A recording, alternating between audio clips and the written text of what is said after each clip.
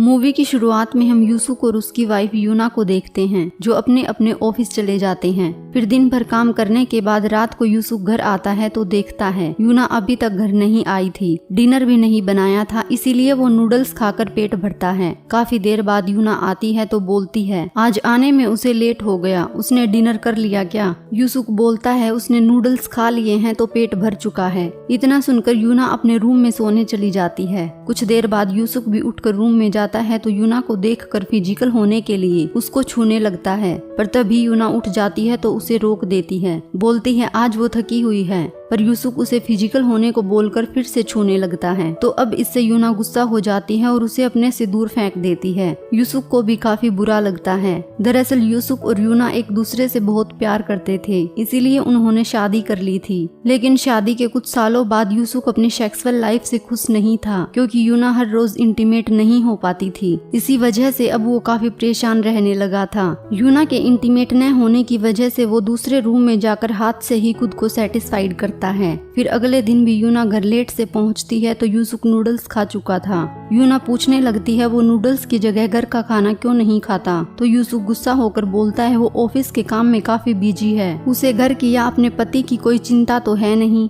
ये सुनकर यूना बोलती है उसे कुछ भी समझ नहीं आ रहा वो उसके साथ फाइट क्यों कर रहा है। अब यूना के अपने रूम में जाने के बाद यूसुक भी दूसरे रूम में जाकर हाथ से ही खुद को सेटिस्फाइड करता है। कई रात ऐसे ही गुजरती हैं तो एक रात यूना की माँ जियून इनके घर आती है। वो बोलती है यूना ने उसे बताया था आज रात वो बिजनेस ट्रिप पर हांगकांग जा रही है, आने में कई दिन लग सकते हैं, इसीलिए मुझे यहाँ रहने के लिए बोला है। ये सुनकर यूसुक हैरान होता है क्योंकि यूना ने उसे कुछ भी नहीं बताया था। अब जियून किचन में जाकर डिनर तैयार करने लगती है तो यूसुक भी वहाँ पहुंचकर उन्हें देखते हुए अपने पास्ट को याद करने लगा था जब पहली बार यूना ने उसे अपनी माँ से मिलवाया था, जिसके बाद उन्होंने शादी कर ली और काफी प्यार से रहते थे। यूना ने बताया था उसके पिता की मौत के बाद माँ ने ही उसे संभाला था। ये उसकी असली माँ नहीं थी बल्कि सौतेली माँ थी, पर उसने यूना को कभी सौतेली नहीं समझा था। वहीं अब यूना और यूसुक की लाइफ बिल्कुल बदल चुकी थी। प्यार तो इनके आसपास भी नजर नहीं आता। अब डिनर तैयार होने के बाद यूसुक काफी चाव से खाता है क्योंकि जियून खाना अच्छा बनाती थी, ऊपर से कई दिन से उसे घर का खाना भी नहीं मिला था। डिनर करने के बाद जियून नहाकर कपड़े पहनने लगती है, पर तभी यूसुक उसे ऐसे देख लेता है तो अट्रैक्ट होने लगता है।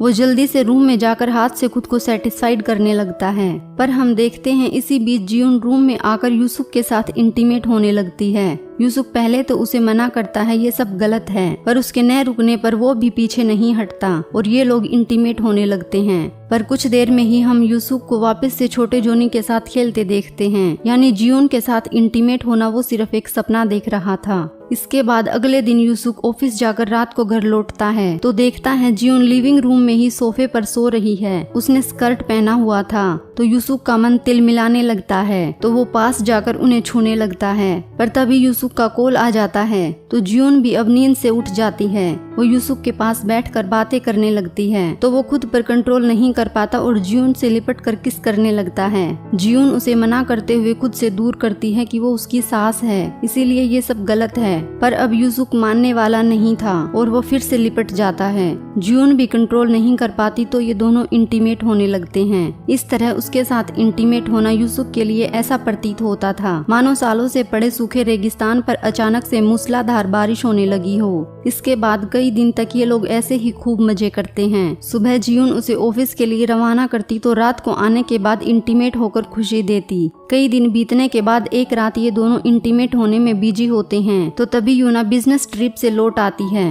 वो पहले अपने रूम में जाकर देखती है लेकिन वहाँ कोई नहीं मिलता। उसके बाद दूसरे रूम में जाती है तो अपनी माँ को पाती है। अचानक से यूना को देखने पर वो थोड़ी घबरा जाती है। इसी बीच यूसुक भी पीछे से आकर रूम में एंट्री मारता है क्योंकि इन लोगों को यूना के घर में इंटर होते ही पता चल चुका था वो घर में आ चुकी है, इसीलिए जल्दी से अलग होकर दोनों ने खुद को बचा लिया था। यहाँ यूसुक पूछने लगता है उसने आने से पहले कॉल नहीं किया वरना वो उसे लेने एयरपोर्ट आ जाते। तो यहाँ यूना बताती है उसने दोनों को कॉल किया था लेकिन किसी ने भी कॉल नहीं उठाया। ये सुनकर जियून इस बात को काटते हुए अच्छा खाना खिलाने का बहाना बनाकर यूना को नीचे ले जाती है। अब खाना खाते हुए यूना माँ को बोलती है वो अब यहीं पर रहे, क्योंकि अब वो हर महीने ऐसे ही कुछ दिनों के लिए बिजनेस ट्रिप पर जाने वाली है।